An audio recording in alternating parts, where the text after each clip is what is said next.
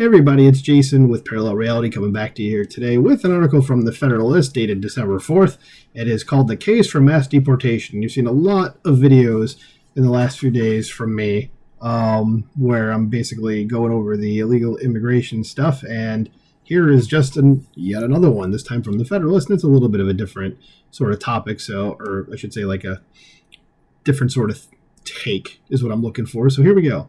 It says deportation is necessary not only to bring back law and order and to protect the working class, but also to restore the full political rights of every American.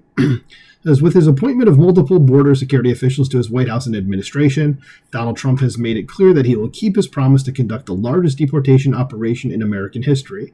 This is welcome news. As millions of Americans, including unprecedented numbers of Latinos, voted for Trump because the Biden-Harris border crisis brought drugs, violence, and disorder to their communities. Returning illegal aliens to their home countries is the only morally acceptable response. But this won't be easy. The left and legacy media outlets are keen to paint conservatives as ruthless and unreasonable on this issue, and some on the right are all too eager to concede the fight and focus solely on other issues like corporate tax cuts.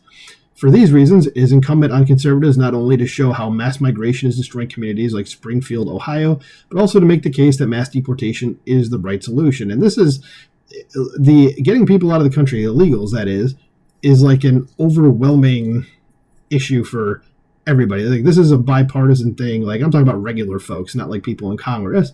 Okay, like this is a 2/3 at least of Americans want deportations to happen. So there is a mandate about this to get this done. So says to do so, the right should look at another Springfield, this time in nearby Illinois. Hey, that's my state, but I'm nowhere near Springfield. That's why? Because the strongest case for deportation is ultimately the case for the rule of law, and it was there, in Springfield, in January of 1838, that a 28-year-old Abraham Lincoln would make the most compelling case for the sanctity of law in American history. Never heard of the guy. Was he important? So speaking to a large gathering of young men, Honest Abe warned against the increasing disregard for law which pervades the country and the growing disposition to substitute worse than savage mobs for the executive ministers of justice. What was this? Is this I was about to do like math on the 28-year-old old, and he was born in like 1808 or 1809. So it was in January of, so it was in 1838. So I was just thinking about in terms of the Civil War, and it was obviously well before the Civil War. It says, today, the left wants to convince Americans that Immigration and Customs Enforcement, or ICE, officials are equivalent to these worse than savage mobs. But the opposite is true, because it always is when it comes to leftists. As conservatives support deporting illegal aliens precisely because we love the law, our fellow citizens, and the women and children being sex trafficked because of the left's border policies. As we must ensure that... Come on, mouse, work with me here. So we must ensure that this love pervades all our policies and messaging, but that's especially true when it comes to deportation. One way to do that is to emphasize deporting criminal illegal aliens, as Trump's new border czar Tom Homan has suggested. While everyone who has entered the country unlawfully has committed this crime, the scale of the Biden-Harris border crisis is so great that ICE has been forced to release more than 600,000 illegal aliens with criminal records into the American heartland, including 13,000 illegal aliens who have already been convicted of homicide. Yeah, nothing bad can happen because of that. Nothing at all. So by focusing on these cases first, we can make it clear to the American people that our goal is restoring law and order, which is something the leftists do not want. So deporting criminal illegals is a no-brainer. Only President Biden could oppose it because, well, he doesn't have a brain. So mass deportations must extend far beyond that, though. Allowing illegal aliens to stay not only erodes law and order, but undermines the blessings of American citizenship, principally our economic prosperity and political rights. Concerning the former, an abundance of evidence suggests that while the mass importation of low-skilled labor may benefit certain industries, it is disastrous for working Americans. And that's kind of the point a lot of people on the right are trying to get across to people on the left. Like, guys, it's bad. Here's why. It says illegal aliens undercut working class wages, take working class jobs, and crowd out our citizens from affordable housing. There you go. So you wonder why housing prices have gone up? That's a big reason.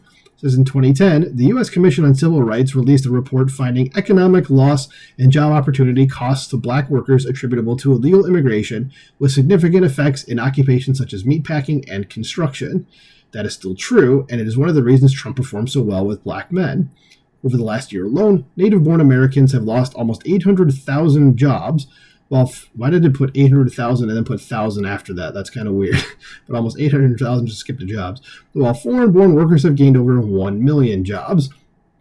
Admitting that mass migration hurts the working class doesn't mean that the economy is a zero-sum game, but it does mean that we must take action. Deregulation that makes it easier for businesses to create better-paying jobs and incentivizes the construction of more affordable housing is a part of the solution, but so is deportation. Under President Trump, these two policies can and must work in tandem.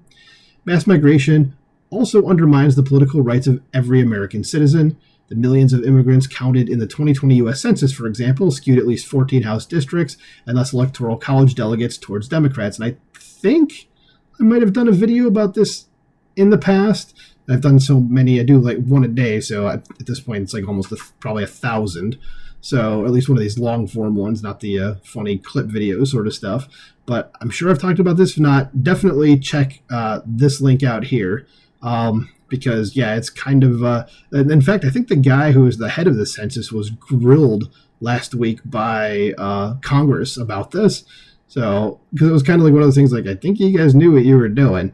So anyway, let's keep going. It says, and if illegal immigration continues at its current pace, the Center for Immigration Studies predicts that it will redistribute 7 seats on its own come the 2030 census. Some of the most progressive parts of the country, such as Washington, D.C., California, Vermont, and Maryland, even allow illegal aliens to vote in local elections, which should not be a thing, effectively cheapening the votes of their own citizens in the contests that touch their lives most. Yeah, that shouldn't happen, and there should be a federal law against that. In this context, deportation is necessary not only to bring back law and order and to protect the working class, but also to restore the full political rights of every American, especially those in deep blue states, and protect the political integrity of the American Republic for generations to come. No one knew the value of that more than President Lincoln. In our own divided time, he let us return to his example and to take up his challenge to swear by the blood of the Revolution, never to violate in the least particular the laws of the country, and never to tolerate their violation by others. So, yeah, there we go. I mean, what do you guys think about that? Do you think, this is the correct thing to do? Do you think, I agree with this article 100% that, again, just get illegals out of the country. Simple as that. You're not supposed to be here. Go away. Come in the legal way. Come in the legal way. Got no problem. Anyway, let me know what you think about this in the comments below. Please like, share, subscribe, and I will talk to you soon.